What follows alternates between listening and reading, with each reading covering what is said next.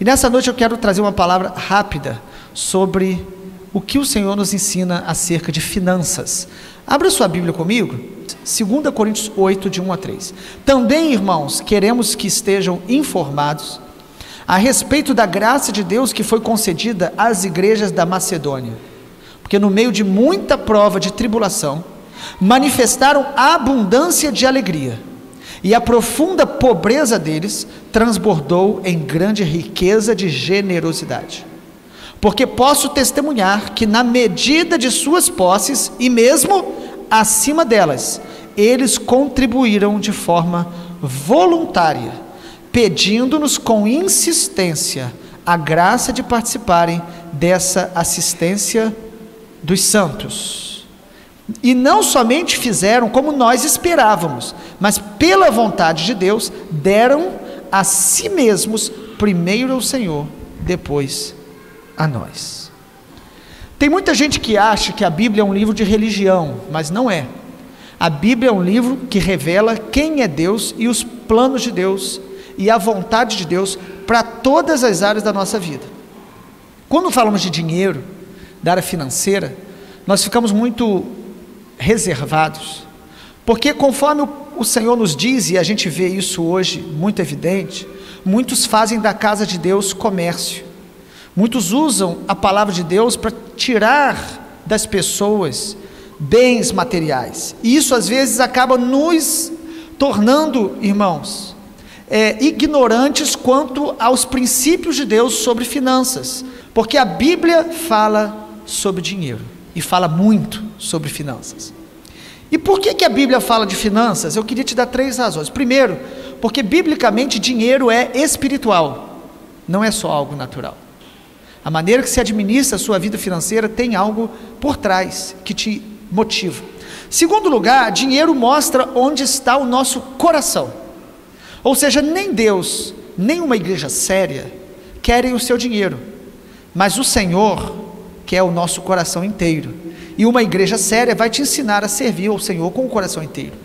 Mateus 6, 24, Jesus fala sobre a questão do dinheiro e do coração. E a terceira razão porque a Bíblia fala sobre dinheiro, irmãos, é porque muitos males, muitas coisas ruins vêm sobre aqueles que amam o dinheiro.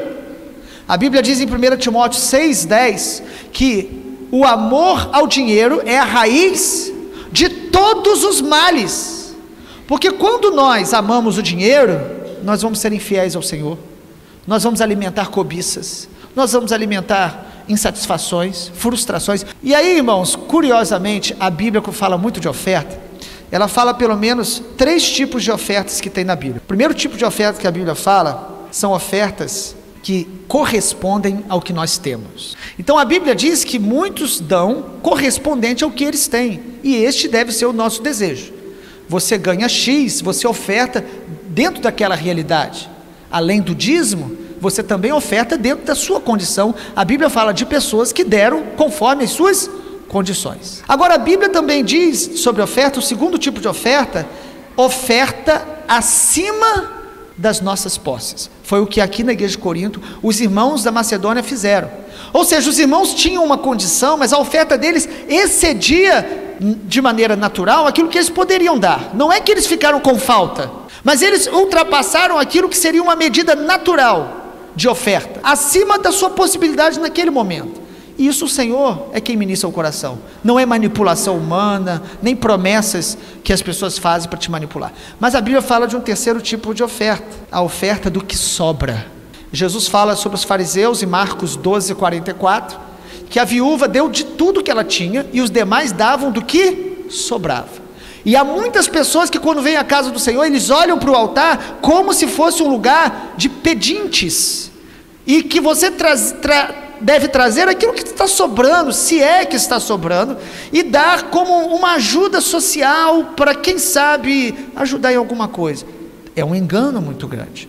A Bíblia também fala de 2 respostas de Deus às nossas ofertas. A Bíblia diz primeiro que há ofertas que Deus recebe. Deus recebe a nossa oferta no mundo espiritual, Ele registra. A Bíblia fala isso, que a oferta de Abel, ela foi recebida pelo Senhor, ela foi acolhida pelo Senhor, ele recebeu. E a Bíblia diz que tem uma segunda maneira que Deus responde às ofertas, irmãos. A Bíblia diz que Deus tem ofertas que Ele não recebe. E nós não estamos falando daquele que não oferta. A Bíblia diz que tem gente que traz oferta no altar e Deus não recebe, porque Deus não quer a oferta em si, Ele quer o coração, que se expressa através da oferta. A Bíblia fala que Caim trouxe oferta e Deus não recebeu. O Senhor Jesus falou que antes de trazer a oferta, você deve tratar o coração, porque senão a tua oferta não será recebida. Você sabe o que isso nos fala, irmãos? Que ofertar e ser recebido por Deus é uma honra, um grande privilégio. Deus recebe a oferta. A Bíblia também nos fala de 3 motivações erradas para ofertar. Então a Bíblia fala de 3 motivações erradas. Primeiro, ofertar por medo. É quando alguém diz para você: traga a sua oferta, senão o gafanhoto vai destruir tudo. E aí você corre aqui no altar com medo do gafanhoto. E eles dizem que o gafanhoto são demônios, e aí as pessoas dão por medo. Essa motivação é errada. Deus não recebe essa oferta.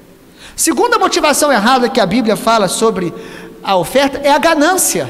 Como assim, pastor? Eu vou dar por ganância? É quando alguém chega e fala: se você der hoje, nós vamos orar e Deus vai fazer um milagre. É ganância. Nós não temos que dar para que Deus faça algo. Nós temos que dar porque Ele é digno, porque Ele nos ensina para cooperar com a obra dele. E muitos dão assim, e os falsos profetas, eles usam desse artifício do medo ou da ganância. Ele te pega de algum lado. E a terceira motivação errada de ofertar é o orgulho. Como assim? É quando você oferta e você quer que todos saibam, para você se exaltar e dizer: eu ajudei, eu fiz. Nós precisamos guardar o nosso coração.